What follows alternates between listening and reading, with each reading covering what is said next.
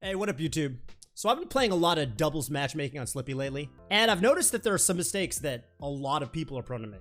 I don't even think this is like limited to new players. I think it's very easy to make these mistakes at a very high level. And so to flesh this out, go a little bit deep, go a little bit nuanced with it, I brought on the best doubles player, PEWFAT, to talk about this stuff. And we had a really, really cool conversation. In a separate upload, we're going to be trying to put some of these principles to the test. We're actually going to hit the ladder.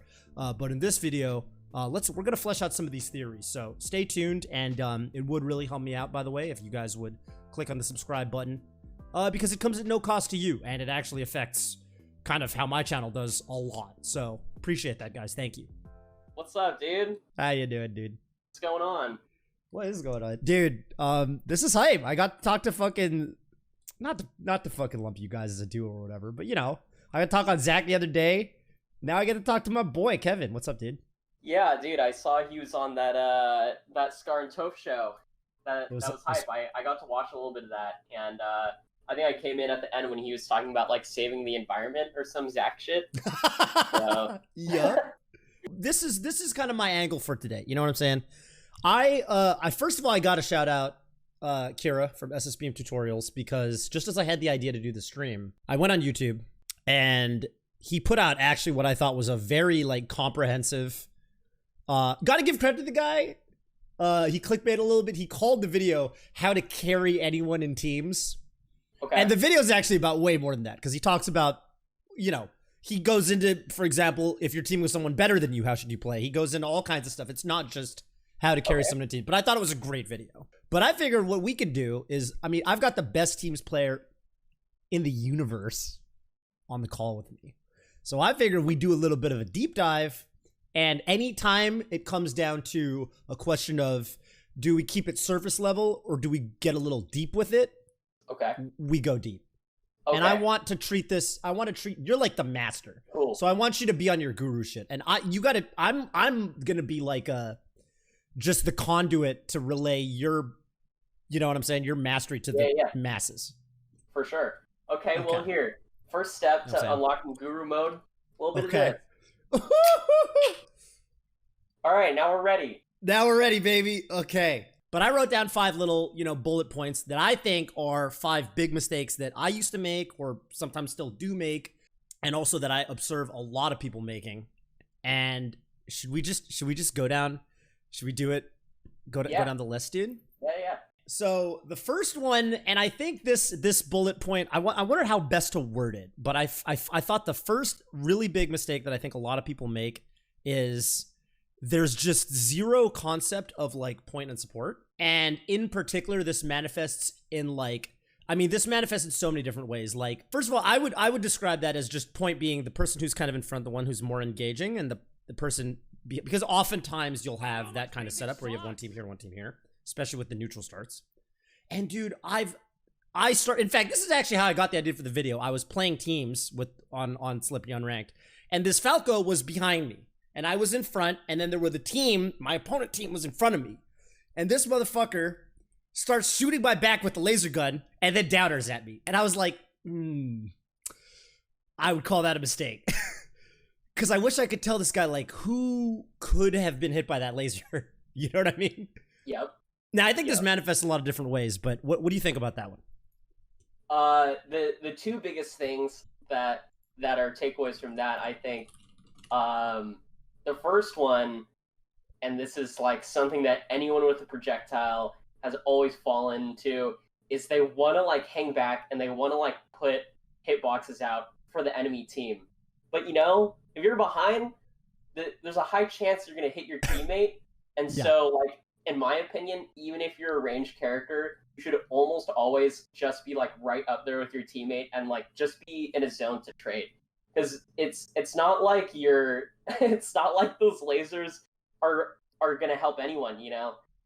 When you're in the back, I think your role should always be to ensure the neutral is in your favor. And what do you mean by the neutral is in your favor? Yeah, so because I feel like in the back sometimes it can feel like you don't have any influence over the neutral, and you're relying on the guy in front of you to, you know, win neutral. Sure. So that's definitely one way to look at it. That person in front of you definitely is in the driver's seat of all this, but in the context of teams and how you control the stage, let's say the stage is split down the middle 50-50, but one of, let's say Team A on the left is like you and that Falcon. You got a Falco behind you shooting lasers, not really doing shit. And then you've got Team UGS on the right side, and they're perfectly stacked. The moment that you break through Armada, because I know you could break Armada's defense. I'm gonna break him. I'll break him. Let's say you break through Armada, Android's gonna be right there, and he's right there to ensure that even if his brother and his teammate gets hit, the neutral's still in their favor because he's in the position to hit, whereas your homie's behind you shooting lasers, so he's not doing anything. Whereas the person in the back for Team UGS is there to control everything and make sure that trades can happen. You went straight to fucking and now I'm really thinking, like, that really made it visceral for me. Because now I'm thinking, like, oh shit. Even if I smack Armada once, if my teammate is not doing if he's doing the net play Falco lasers and he lasers me, Andra's gonna come down on me with like a forward air. Armada's gonna come out of his hit stun and somehow down smash me, and to facilitate all this, there's a laser pelting me in the back. So it's like boop, boop, boop, boop, boop, and I'm at 80. Yep, and let's say Team UGS somehow breaks your defense, but I don't think they could. Let's say that they do break your defense. You got a teammate who put himself in the corner. So you've got Team UGS against this Falco who is lasering in the corner, and he is not going to last long at all. So, yeah. Yeah, okay. There's levels to this. What should he do instead? Where should he go? So, like, if you're the Falco behind, I think a lot of people, they're like, I need to carry. I need to exert some influence over the map. What should they do specifically? Could they go to the platform, for example? Totally, yeah. They could totally go to the platform. It depends on how this Falco wants to be in, like, a tradable position. If he wants to be more aggressive, then I would say you go on the platform, because you're always threatening to come down on the enemy team. But he could also just be behind you, and he could be ready to either do that trade situation, or he could do like a leapfrog, which is to kind of just take your position in the front. So swoop in. Yeah. So for the context of Zach and I, let's say Zach's in front, and of course we're Marth and Fox. He's Fox, I'm Marth, and it's way harder for Marth to push forward. But sometimes to win neutral, you don't need to bulldoze that guy in front. And so let's say Zach is hitting Armada's shield, and he does a quick hit on the shield, let's say, gets in there, Nair shine, and after that shine, he has the choice, am I going to push this guy's shield, or am I going to get out of there? The moment he gets out of there, that's my time to come in and start picking up the pressure where he left off. And that's kind of the benefit of having someone on the floor, as opposed to being on the top platform. On the top platform is a lot more niche for like what character you are. And I think in the context of Falco, you could technically still pick up that pressure. You just got to time it really well. I want to loop back to a word you said that I thought was so sick, because you used the word in the FPS sense of the word, the CSGO sense of the word, and not the melee sense of the word. And I'm sure you know exactly which word I'm saying, which is you use the word trade. The T word. Yeah. The T word. The big T word. Yeah, so really quick, for all the people who've never played like a tactical FPS, a trade in this sense. Good call. Describe it in that sense. A trade in this sense is just like, let's say there's two of you fighting one guy, but in order for you to get in the position where you can shoot him, you got to round a corner. Obviously, the guy who's holding the corner is going to have an advantage on you, so the first guy's probably going to die, and you as the second person, you're the trader. Your job is just to make sure while the aggro is on them that you hit your shot and you kill them. And it's like really obvious if it's like an opper, right? Because like there's literally, after he shoots his op shot, there is a pretty significant window where he can't shoot again. He's got to reload. Yeah. So now that's where you get your kill. Totally. And if we were to put that in melee terms, let's do a really, really obvious example. Let's say for some fucking reason, your teammate is going to get hit by Ganon up tilt. Okay. Yeah. 100%. You know it's going to happen. Your teammate knows it's going to happen, and the enemy knows it's going to happen. To put yourself in a position where you can trade is to just posture yourself so that you won't get caught in the crossfire, so you will not get up tilted. Right. But the moment that it finishes and the moment that that interaction plays out, you're in the position at a complete advantage and you can punish him. And Right. so, in the context, a more general and less niche situation than like a Falcon up tilt, you can think about this as you're in a tradable position if you can either get a direct punish or you can threaten the space of the person who's fighting your teammate. In the lag of whatever they're doing. Yeah, and you know, this doesn't even have to be a direct punish. So like, for instance, let's say Zach shield pressures Mewtwo King, and Mewtwo King nairs out a shield. Maybe I don't have a direct punish on nair out a shield, but I can at least take the space forward that he has to, you know, jump away after he hits his nair. And so then, instead of me trading for a hit, I trade for all this space, and now I can run the stage. Ah, okay. That makes sense. Versus if you perform that job poorly, he could turn that opening into a combo on your teammate or some big punish or something like that. But because you're there, he doesn't get to do that, and you're actually the one that gets to take space. Totally. Got Precisely. it. Okay. That makes a ton of sense. Totally. All right. Number 2. I think this is the one I have the biggest problem with, which is tunnel visioning on edge guards. Now, Kira's video, which again, I just thought it was a very well-made video, criminally underviewed, but it was like, he basically said don't edge guard at all. I don't know if you would go that extreme, but he basically said like, I think he was trying to word it in an extreme manner to like, you know, make your ears perk up a little. Like, what do you mean don't edge guard, right? He basically said, you know, hit the opponent off the stage, glance over to your teammates, see what the fuck is going on. You might need to help him out, or you might need to help him out because he's lost an interaction, or you might need to help him out because he's won an interaction and you can just do more damage.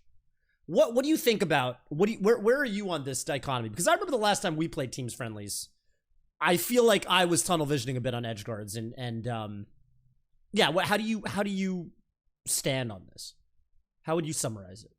I'll go ahead and first say I have not watched the Kira video. It's fine. Second, I want to say there is no always.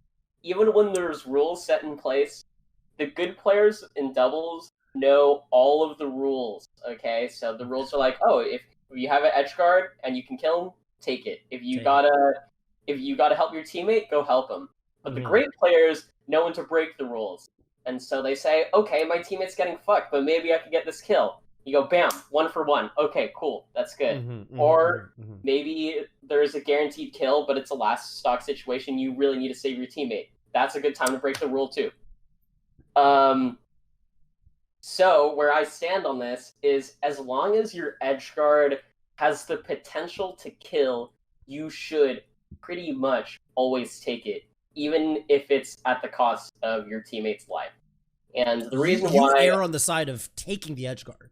Yes. Okay. I err on the side of taking the edge guard as long as it's really there. So here's 2 examples of when it's there and when it's not there. Okay. So let's say Fox has his double jump, he's shine stalling, and you're waiting for him, and he double jumps, and he up Bs, and he goes super duper high to the platform.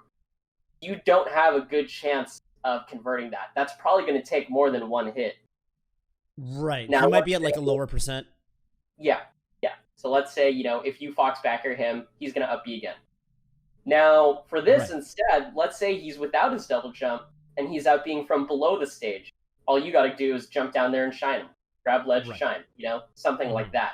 In that case, the conversion rate is so fucking high that I say you have to go for that edge guard, even if your teammate is getting destroyed.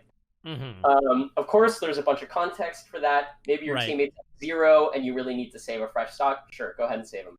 But I think if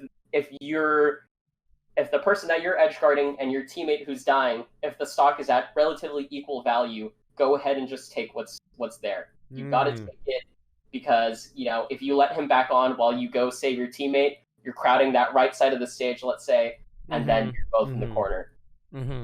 So the big thing about tunnel visioning on edge guards, I think, is people aren't aware of both the timing and the resources. So I'm going to start with the obvious example again. Okay. Let's say you hit Samus off. Samus has jump. Samus has Zair. You really should not go for that. Like, yeah, there's just no way you're gonna get a fucking kill in the time it would take. Yeah. Totally, totally. Mm-hmm. And so that's like a resource thing, and I guess both a timing thing. But what I'm trying to get at more for timing is like maybe the moment you hit someone off, you're hella tunnel vision and you just grab ledge. Like, okay, he's off. I'm gonna grab ledge. You're not timing your invincibility.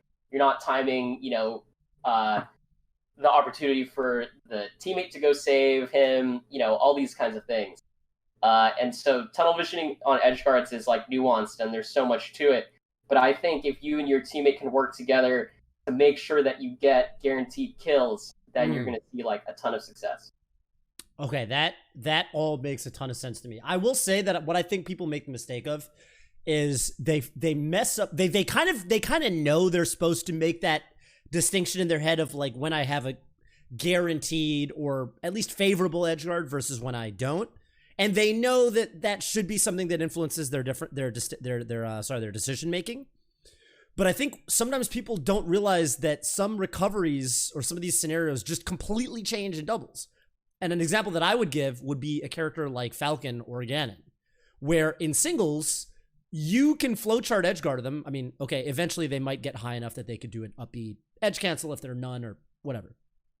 But in singles, a lot of the time, you're pretty sure I could turn this into a kill. It's going to take like 8 back airs, but I could turn this into a kill. And in doubles, I would say that it takes so goddamn long that there's no way you're going to keep that edge guard going for long enough to where something doesn't happen with the other 2 people that are in the game. And I think people mess this one up a lot. Totally. Sheik as well, right? Yep. And additionally, like the recovery paths of these characters also changes.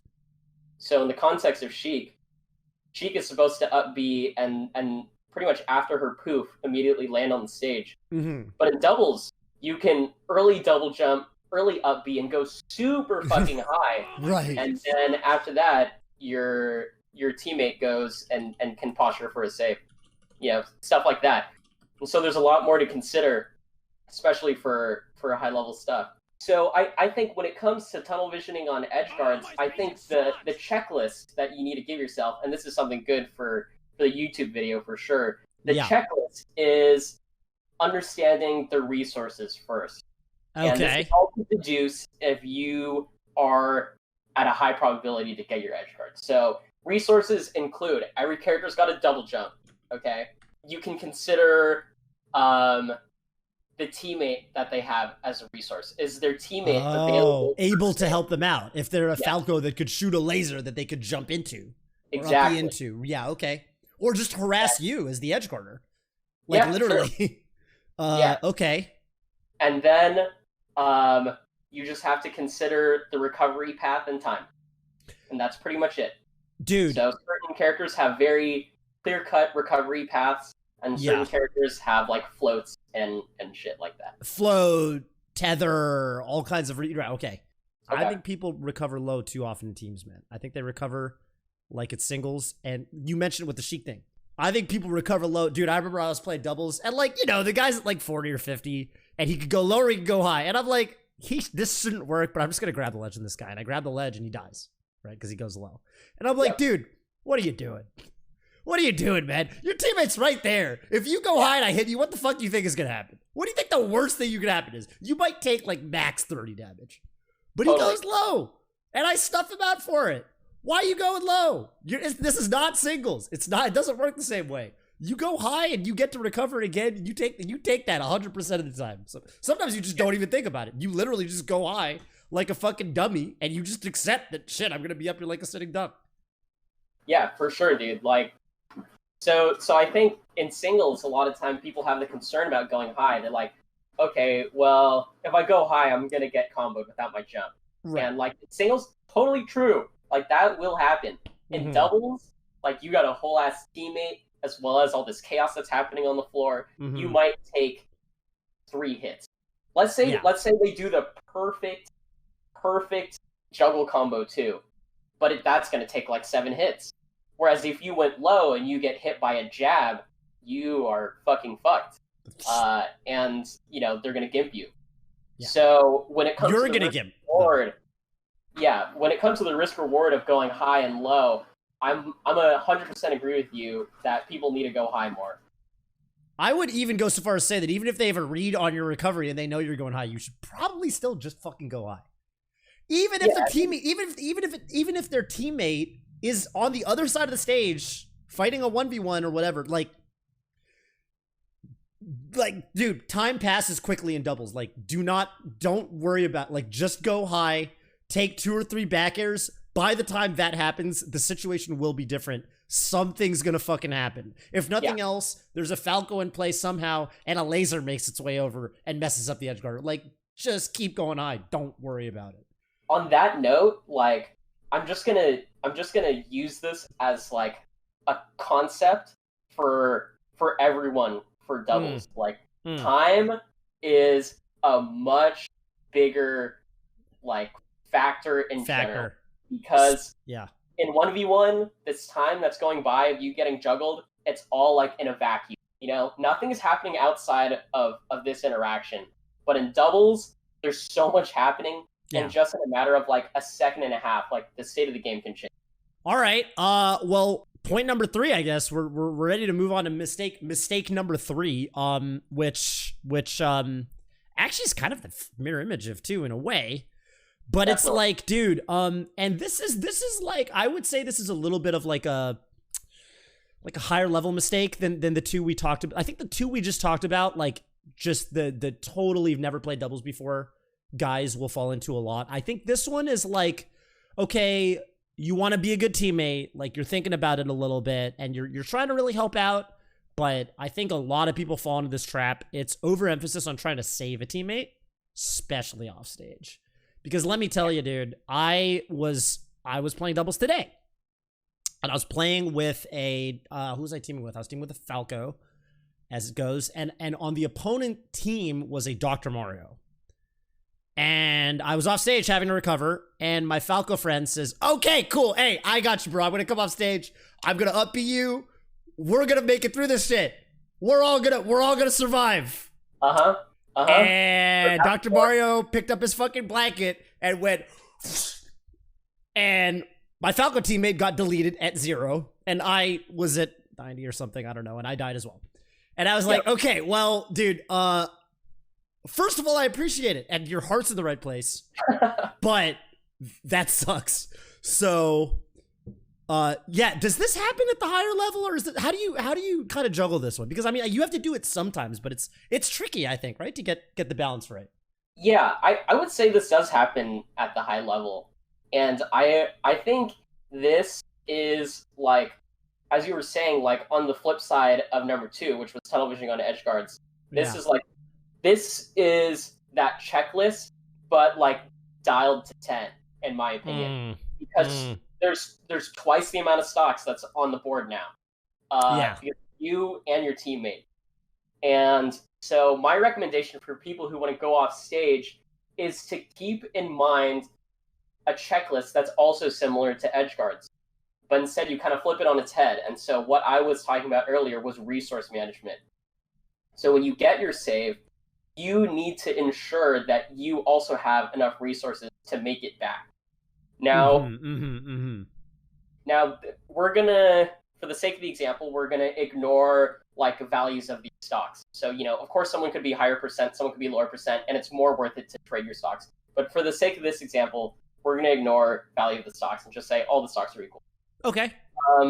So for this, I would say if he's a Falco and he wants to save you, the most ideal thing you can do is hold on to every resource you can and laser from the stage, because you're chilling. You just need to hit one laser and you're safe. But in the context of having to go off stage, I think the last thing that you want to do is hit them with your up-B. I think the most important thing about this is saving your double jump, like getting the hit to save your teammate, but also having your double jump after.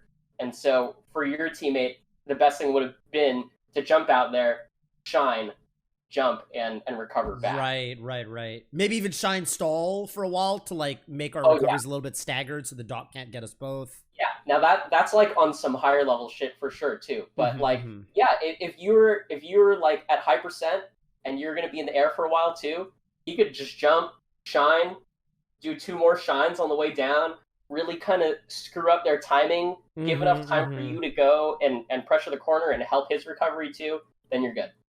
On the on a side note here, this is kind of like 2.5. This is 3.5.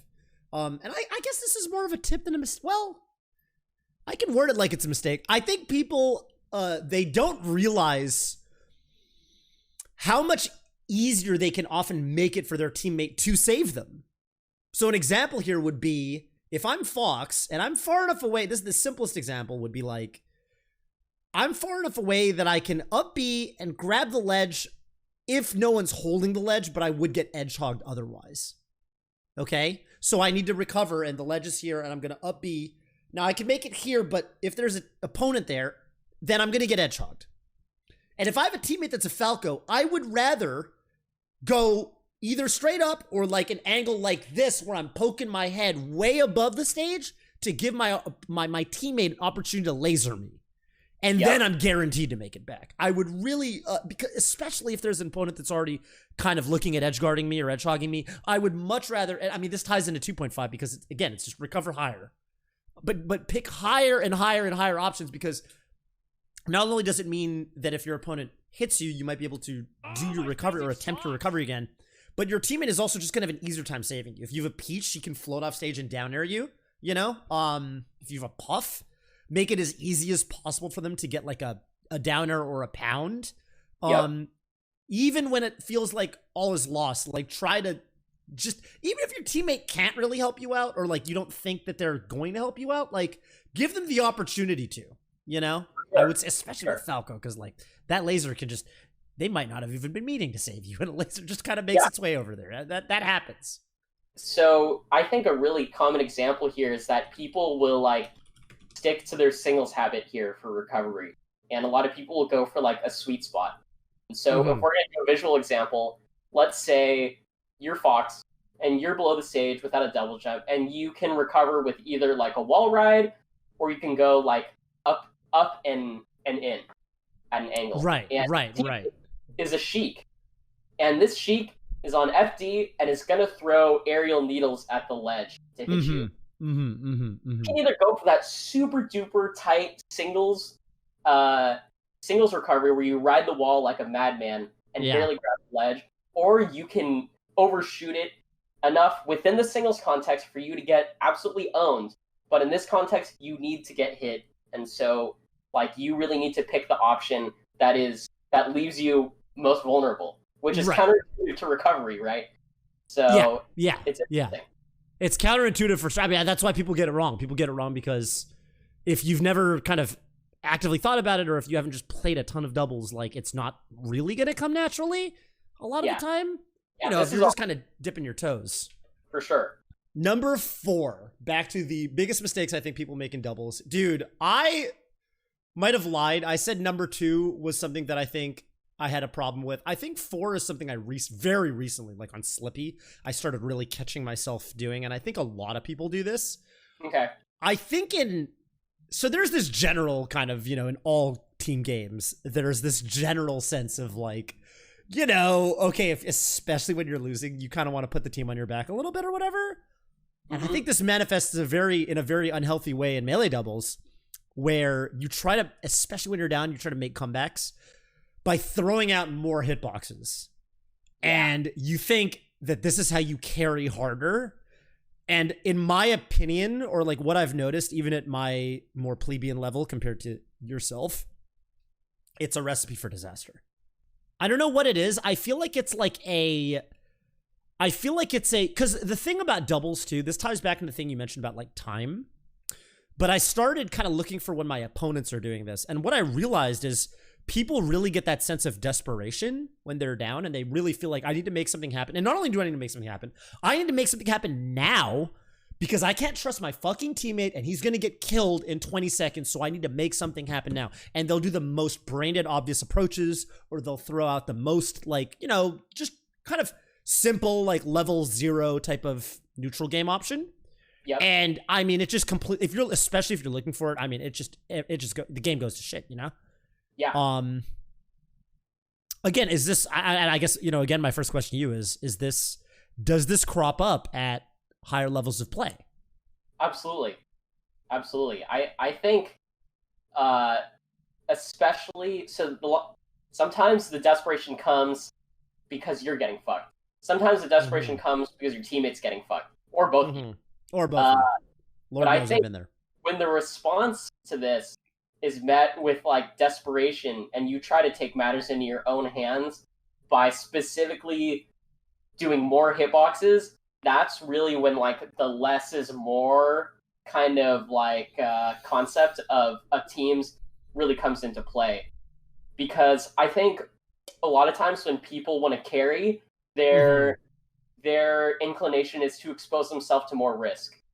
And I think that while that may be true sometimes, another thing could be to expose yourself to less risky situations by quantity.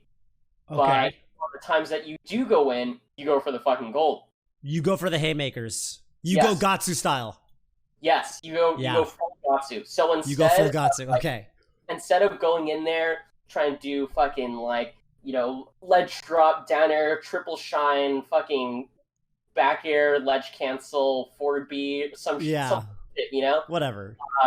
The more important thing would be to like maybe instead of going for all that, you go for the money option. And when you shield drop right there, instead of coming down with down air, just go raw and you just go for tomahawk. Something like. Okay, yeah. Good example. Because the team that you're playing also knows, okay, he's in desperation mode. Now I know to hold my shield. Come down there, you get that tomahawk, bam, everything changes. Yeah. So, okay. So this kind of thing is like really important, and I think this happens to everyone. In one way or another, more hitboxes coming out, people will feel desperate, and like even myself, like this has happened to me like tons of times. This happens to me like maybe once every like 3 or 4 tournaments. And in this thing, when this happens, it's really good as a teammate to recognize that your teammate is doing this. And be like, okay, like let's dial it back. And it's funny you mentioned that because it kind of segues into our mistake number 5 to cap off this top 5 list. Failing to cover easy options with teammates. And this is just, this manifests in all sorts of ways. For me, the one of the just the most clear-cut examples is like, okay, there's a lot of ways. I think Punish Game, there are several right answers. I think there are teams that historically have been, I think, PEWFAT, Teams UGS, very, very kind of team combo oriented. And I think that's wonderful, but it's maybe hard to replicate on, say, Slippy Unranked. And that's okay. But I think one way people can pick up the scraps is if I'm comboing somebody and they're going to land, say my opponent, I don't know, let's say my teammate hits one of the opponents off and they're recovering, and then he comes over and now he's seeing what's up with me. I get a combo, they tech in a certain spot, and I have a very easy opportunity to cover all the options except tech roll in with like a juicy up smash. And instead they like run at us, or they don't just hold that one option, when if they just sit at roll range, we can just easily cover everything. Yeah. And I think this comes up so fucking. Edge guards would be another one. Yep. I think this is just such a classic common mistake. And I think there's levels to this. For example, sometimes someone's recovering. It's a 2v1 scenario. The opponent's recovering, and it's as simple as, hey, I'm teaming with a Sheik, for example, and I would say, hey, maybe you should grab the ledge so that if they up beyond the stage, I can just up smash them and they're dead. Yep. Whereas if I grab the ledge, like, what are you going to do? You're going to forwarder them again, and then their teammate's going to come back from the respawn platform and mess it all up. So there's an easy, simple flowchart that we can only do because there's 2 of us, but you have to just play your simple part, and they don't really understand. I think this comes up in a lot of different ways. Would you agree? Totally. Dude, I'm going to do a classic right now, a Kevin Toy classic, and I'm going to open up Paint. Okay? Oh, can you screen share that with me? Absolutely. I'm already doing it. Please. Oh my God. So we're going to go ahead and go into Paint. Yeah, we are. And we're on Battlefield, okay? But we're only looking at half of the stage. So up here is the top platform cut in half. over here is the side platform, which I'm going to make way too long just for the example. Sure. And let's say the stage ends right here. Okay. Okay. Yeah, right. And then the other side platform's over that. Yeah, it's on the left side, but we can't see it. That's fine. So let's say we're in 2v1. Let's just make it super fucking basic, okay? Okay. And you're blue team, and you're both Marth. You got a Marth right here, and you got a Marth right here. Okay. And let's put this Marth actually right here. Put him in the middle. Okay. And we see this Fox, who will be a red circle, and we upthrow him for a tech situation. So he hasn't teched yet. Okay. So the division of roles here should be really fucking clear. In my mind, the guy on the left is only going to be covering this spot. This is the only spot that this guy should be covering. Now, can you use a thicker brush? It's kind of actually really fucking hard to see the 1 pixel wide pencil. Oh yeah. Okay, let's see. Let's get some thickness. There we go. The thickness. There we go. So this should be the only thing that he covers. Mm-hmm. Whereas this guy, the division of roles should naturally dictate he gets this for neutral tech and no tech, and he'll get this right here for tech away. And this is the most simple situation that is the least amount of steps. And this situation can be boiled down in all kinds of things. It doesn't just have to be on a platform in a 2v1. They could have been hit on the floor, and if your teammate is correctly postured, he can cover neutral and away, and you can cover in. And that's super duper, super simple. And there's tons of ways that we can pile on nuance. So let's say he get up attacks, and the guy who's covering neutral gets hit. The guy in the back, now that's his responsibility for the trade. Right. It's a trade again. It's a trade situation again. Right. Yeah. Now, like for Edgeguard, let's say it's a Falco. Yeah. And one teammate is on the ledge, and the division of roles should dictate this person on the ledge should only cover ledge options. Only cover ledge, yeah. And this guy on the stage should only cover stage options. You know, shit is as simple as that. I'm going to go ahead and shut Paint right now. So, when it comes to figuring out the division of roles, I think something that we can give the people at home is something really simple. Okay. And that if you are the person in front and you get this knockdown, your job is to get right on top of them, cover neutral, and cover away. And if the tech roll happens to your teammate, don't push a fucking button. If you want to work on how to play optimal teams, and you know your teammate is on the same page as you with this, just trust them. And even if you're going to miss, let your teammate try to hit it. Right. It's so important. It's so important. I see so many people, even at a really high level, they stifle their growth in teams purely by breaking this rule. So it's so simple, but it's like very, very, very crucial to maintain like this kind of teams regiment. And I guess you could call it a fucking culture, but it's really just the strategy. And I also want to say something to the teams who are practicing like as a duo. You know, you're not queuing up on Slippy. This is something that you need to let your teammate fail at. So if they keep missing that roll in, you got to let them know, but you can't cover for them. You need to let them fail at it, and I think they'll be able to learn. Because if you're on Slippy or whatever with a random teammate, or you're sitting at the, COVID, got my second shot today, we're at Genesis 9, and I'm at the venue at 3 a.m., teaming with some fucking whoever the fuck it is, against whoever the fuck it is and whoever the fuck it is from the Midwest. I might not care that we don't have the best synergy. I might say, you know what? Okay, you keep dropping the ball in this, sure. Yeah. Whatever. But if you're serious about improving as a team, you just have to get that down, right? Yeah. Dude, yeah. Lose games to please be willing to lose games to this situation. Dude, for the improvement. For the improvement. I would say so much of this actually ties into 5 here, I think, because I think a lot of people, they're like, man, my teammate's been losing too many stocks, blah, blah, blah. We got to make a comeback. We're down. And they start trying to cover all the goddamn options, not trusting their teammate. And 4 really spirals into 5. The worst is, someone grabs the ledge and they're like, really, they should be covering the ledge option. The guy on stage can cover the on-stage options. And then maybe they go straight, they're recovering, opponent's recovering, and they go above the ledge. And the guy on the ledge fucking does this ledge hop aerial, smacks his teammate who might literally die, And it's like, fuck, man, like I was gonna forward smash that. And it just, bad spirals into worse really quickly. Yeah. Yeah, again, might not be the most important for teaming with a rando, but I think like, especially if you're trying to build any sense of semblance of synergy with your teammate. Let me share a PEWFAT secret. Oh yeah, I forgot about this. I forgot about the fucking secret. Yeah, right. see, so here we go. To all the dudes in the chat who've stuck around, this is your extra little nugget, and this is why you're here. Just another reason why you're here. Okay. Yeah.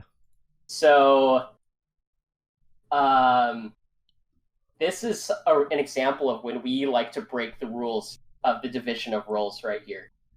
Okay. So let's say under normal circumstances, let's say we're fighting Mewtwo and Plup, and Mewtwo does an up B recovery, and I'm holding the ledge.